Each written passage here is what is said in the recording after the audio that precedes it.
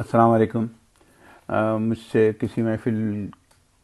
کے لیے ایک مضمون سماجی مسائل اور ہمارے ادب پہ لکھنے کی خواہش کی گئی تھی، اور میں اسی جلسے کے لیے یہ مضمون تیار کیا تھا، اور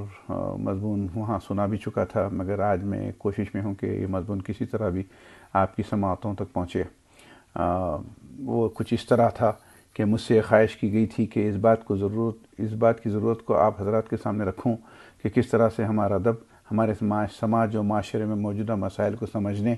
اور ان کے حل کے لیے مؤثر اور کارآمد ہو سکتا ہے۔ میں اپنی بات کہنے کے لیے نہایت اختصار سے کام لیا، کیونکہ مجھے پتہ ہے کہ اس موضوع پر بہت سارے احباب نے بہت کچھ لکھا ہے۔ جیسے میں ان باتوں پر غور کرتا رہا کہ کس طرح ہمارے ادیب، شاعر و مفکر آج جیسی سماجی الجھنوں کی گتھی سلجانے اور ایک مربوط معاشرے کی بنیادوں کو مضبوط سے مضبوط تر بنانے میں اپنا کردار ادا کر سکتے ہیں،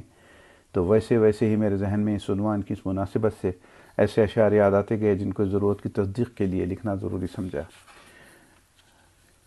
وہ کچھ اس طرح ہیں کہ احمد فراز نے کہا کہ ڈوبتے ڈوبتے کشتی کو چھالا دے دوں، میں نہیں کوئی تو ساحل پہ اتر جائے گا۔ ضبط لازم ہے مگر دکھ ہے قیامت کا فراز، ظالم اب کے بھی نہ رویا تو مر جائے گا۔ پھر محسن بھوپالی نے کہا میں لفظوں کے اثر کا معجزہ ہوں، مجھے دیکھو مجسم ایک دعا ہوں۔ پھر شاعر صدیقی مرحوم نے کہا تھا کہ کیا بات ہے اب تو پی کر بھی نیت نہیں بھرتی رندوں کی، یا جام بقدر بادہ نہیں، یا بادہ بقدر جام نہیں۔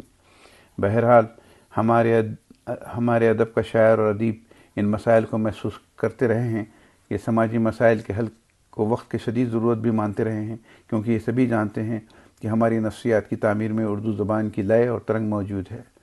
زندگی جہاں پھولنے اور پھیلنے کا نام ہے، وہاں اپنی ہی آگ میں جلنے کا بھی نام ہے۔ زندگی تخلیق کرتی ہے، اور تخلیق کے مراحل کے دوران میں تحلیل بھی ہوتی رہتی ہے۔ اگر زندگی کو مسلسل سفر بنایا جائے تو اس سفر کی تکمیل خواہشات اور ضروریات انسانی کی تکمیل ہے۔ اگر ایسا ہی ہے تو ایسے سوالات اٹھتے ہیں کہ یہ کون سے خواہشات ہیں اور یہ کون سی ضروریات ہیں جن کی تکمیل کے دورانیے میں افراد چین و سکون کھو دیتے ہیں۔ زندگی کے سفر میں فرد ہر چیز کو ضروری سمجھ کر ان کے حصول کے لیے اپنی دولت اور تجربہ لگا دیتا ہے، اور جب ان ضرورتوں کی تکمیل ہو جاتی ہے تو وہ ایک نعمت سے محروم ہو جاتا ہے، وہ ہے ذہنی و قلبی سکون،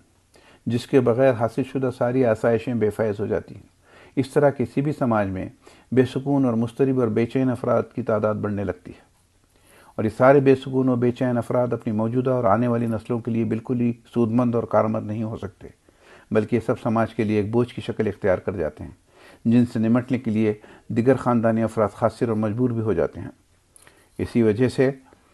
ہماری زبان کا شاعر و ادیب بھی رشتوں کے بننے اور بگڑنے کی تشویش میں مبتلا ہی رہتا ہے، چونکہ دنیا ادب میں ہر شاعر و ادیب انسانی رشتوں میں نفرتوں کو ختم کرنے، محبتوں کو پروان چڑھانے میں ایک اہم کردار ادا کرتا ہے، کیونکہ اچھے اشعار اور اچھا ادب لفظوں کے ایسے مجموعے کا نام ہوتا ہے جو ایک دوسرے سے جڑے بھی رہتے ہیں اور ایک دوسرے کا وقار بھی، جس کا سیدھا مطلب یہ ہوا کہ ایک دوسرے سے وابستہ رہنا، رشتوں کی عظمتوں کا خیال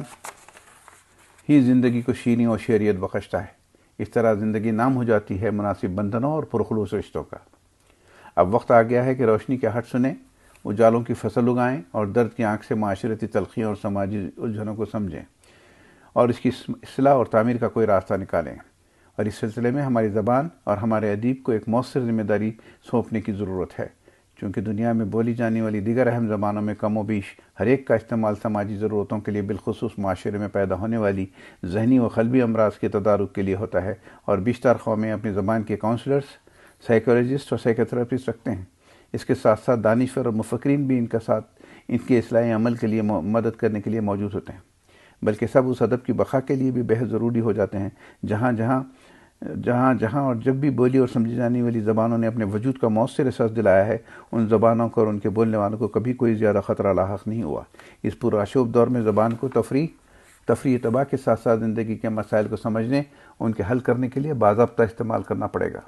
یہ کتنی بدنصیبی کی بات ہے کہ جس زبان کے استعمال سے ہم اپنے سماج کی صحت مند بقا کی سوچ سکتے ہیں، آج ہم اس کے بجائے ہم خود اسی زبان کی بقا کی سوچ میں گم ہیں اور مبتلا ہیں۔ اگر ہمارے ادیب و شاعر مفکر اس زبان کی مسیحی قوت کو پروان چڑھانے کی کوشش کریں تو یہ سماجی مسائل کا مؤثر حل بھی اس زبان سے نکالا جا سکتا ہے، ورنہ یہی کہنا پڑے گا کہ علاج درد دل تم سے مسیحا ہو نہیں سکتا، میں اچھا ہو نہیں سکتا، تم اچھا کر نہیں سکتے۔